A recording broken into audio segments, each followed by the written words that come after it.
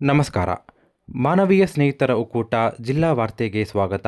ಓದುತ್ತಿರುವವರು ದೀಕ್ಷಿತ್.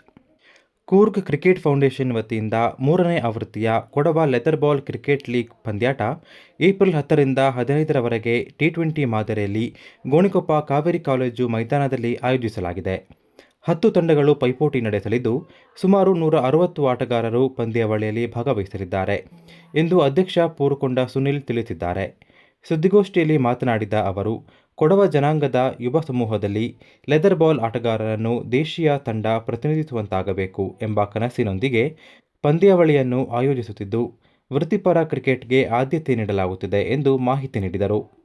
ವಿಜೇತ ತಂಡಕ್ಕೆ 2 ಲಕ್ಷ ನಗದು, ರನ್ನರ್ ಅಪ್ ತಂಡಕ್ಕೆ 1 ಲಕ್ಷ, 3ನೇ ತಂಡಕ್ಕೆ 50,000 ನಗದು ಬಹುಮಾನ ನೀಡಲಾಗುತ್ತದೆ. ಪ್ರತಿ ಪಂದ್ಯದಲ್ಲಿ ಪಂದ್ಯ ಶ್ರೇಷ್ಠ, ಸರಣಿ ಶ್ರೇಷ್ಠ, best bowler, best batter, fielder, best catch, best keeper, hattrick, emerging player, fair play team ಪ್ರಶಸ್ತಿ ಮೂಲಕ ಪ್ರೋತ್ಸಾಹಿಸಲಾಗುತ್ತಿದೆ ಎಂದು ಹೇಳಿದರು.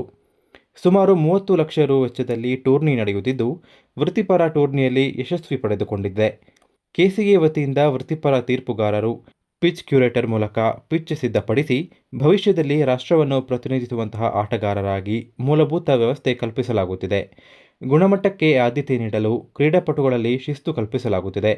ಮೈದಾನದಲ್ಲಿ ಆರೋಗ್ಯಕರ ವಾತಾವರಣ ನಿರ್ಮಿಸಿ ಆರೋಗ್ಯ ಕೆಡದಂತೆ ಹಾಗೂ ವಿಶ್ವಮಟ್ಟದ ಕ್ರಿಕೆಟ್ ಆಯೋಜನೆಗೆ ಮುಂದಾಗಿದೆ ಎಂದರು.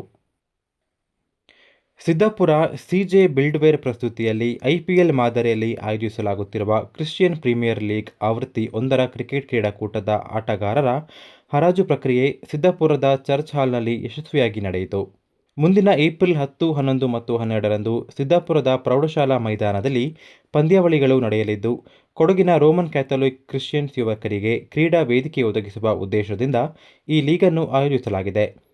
ಕಾರ್ಯಕ್ರಮದಲ್ಲಿ ಮುಖ್ಯ ಅತಿಥಿಯಾಗಿ ಮಾತನಾಡಿದ ವಿರಾಜಪೇಟೆ ತಾಲೂಕು ಗ್ಯಾರಂಟಿ ಅನುಷ್ಠಾನ ಸಮಿತಿಯ ಅಧ್ಯಕ್ಷ ಜಾನ್ಸನ್ ಅವರು, ಸಿಪಿಎಲ್ ಮೂಲಕ ಕೊಡಗಿನ ರೋಮನ್ ಕ್ಯಾಥೋಲಿಕ್ ಯುವಕರನ್ನು ಒಗ್ಗೂಡಿಸುವ ಮಹತ್ವದ ಪ್ರಯತ್ನ ನಡೆಯುತ್ತಿದೆ ಎಂದರು.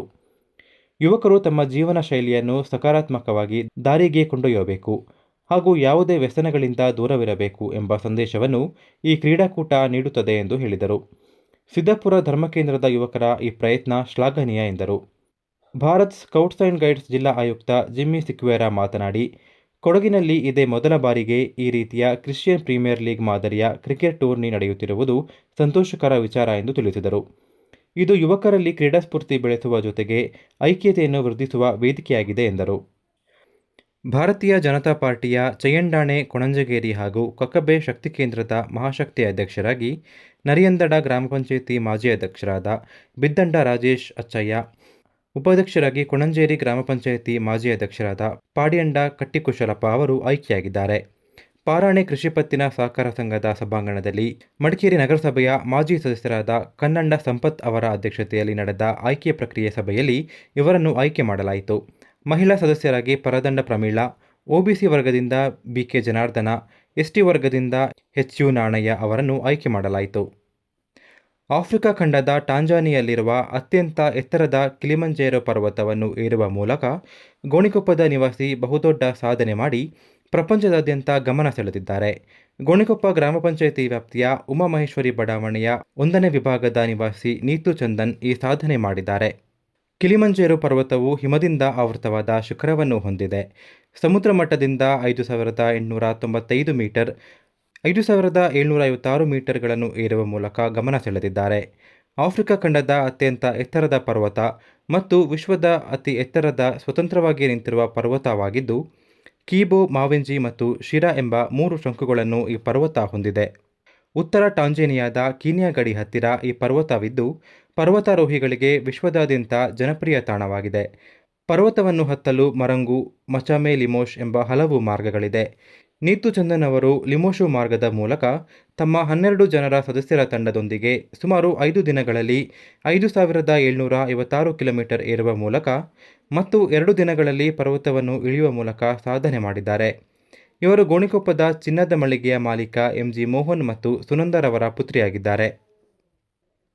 ರಸ್ತೆ ಬದಿಯ ವಿದ್ಯುತ್ ಕಂಬಕ್ಕೆ ಬೈಕ್ ಡಿಕ್ಕಿ ಹೊಡೆದ ಪರಿಣಾಮ ಸವಾರನೋರ್ವ ಸಾವಿಗೀಡಾಗಿ ಮತ್ತೋರ್ವ ಗಾಯಗೊಂಡಿರುವ ಘಟನೆ ಇಂದು ಮಧ್ಯಾಹ್ನ 2:30 ಸಮಯದಲ್ಲಿ ಸುಂಡಿಕೊಪ್ಪ ಸಮೀಪದ ಕೆಂಚೆಟ್ಟಿಯಲ್ಲಿ ನಡೆದಿದೆ. ಮಾದಾಪುರ ಜಂಬೂರು ನಿವಾಸಿ ಅನಿಲ್ ಕುಮಾರ್ ಮೃತ ದುರ್ದೈವಿ. ಹಿಂಬದಿ ಸವಾರ ಗರಗುಂದೂರು ಗ್ರಾಮದ ದಿನೇಶ್ ಎಂಬುವವರು ಗಾಯಗೊಂಡಿದ್ದು, ಇವರನ್ನು ಆಸ್ಪತ್ರೆಗೆ ಸಾಗಿಸಲಾಗಿದೆ. ಇವರಿದ್ದ ಬೈಕ್ ನಿಯಂತ್ರಣ ಕಳೆದುಕೊಂಡಿದ್ದು, ಕೆಂಚೆಟ್ಟಿಯಲ್ಲಿ ರಸ್ತೆ ಬದಿಯ ವಿದ್ಯುತ್ ಕಂಬಕ್ಕೆ ಅಪ್ಪಳಿಸಿದ್ದು, ಮನೆಯೊಂದರಲ್ಲಿ ವೇಶ್ಯಾವಾಟಿಕೆ ನಡೆಸುತ್ತಿರುವುದನ್ನು ಪೊಲೀಸರು ಪತ್ತೆ ಹಚ್ಚಿದ್ದು, ಮಹಿಳೆ ಸೇರಿದಂತೆ ಇಬ್ಬರನ್ನು ಪೊಲೀಸರು ವಶಪಡಿಸಿಕೊಂಡಿದ್ದು, ಇಬ್ಬರು ಸಂತ್ರಸ್ತೆಯರನ್ನು ರಕ್ಷಿಸಿದ್ದಾರೆ.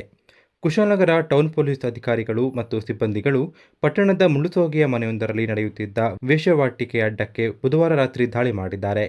ಈ ವೇಳೆ ಮೈಸೂರು ಮತ್ತು ಸೋಮವಾರಪೇಟೆಯ ಇಬ್ಬರು ಯುವತಿಯರನ್ನು ಬಳಸಿ ವೇಶ್ಯಾವಾಟಿಕೆ ದಂಧೆಯಲ್ಲಿ ತೊಡಗಿರುವುದು ಬೆಳಕಿಗೆ ಬಂದಿದೆ. ಈ ಸಂದರ್ಭ ಕೆಲವರು ಸ್ಥಳದಿಂದ ಪರಾರಿಯಾಗಿದ್ದು, ಅವರುಗಳ ಪತ್ತೆಗೆ ತನಿಖೆ ಚುರುಕುಗೊಂಡಿದೆ ಎಂದು ಪೊಲೀಸರು ತಿಳಿಸಿದ್ದಾರೆ.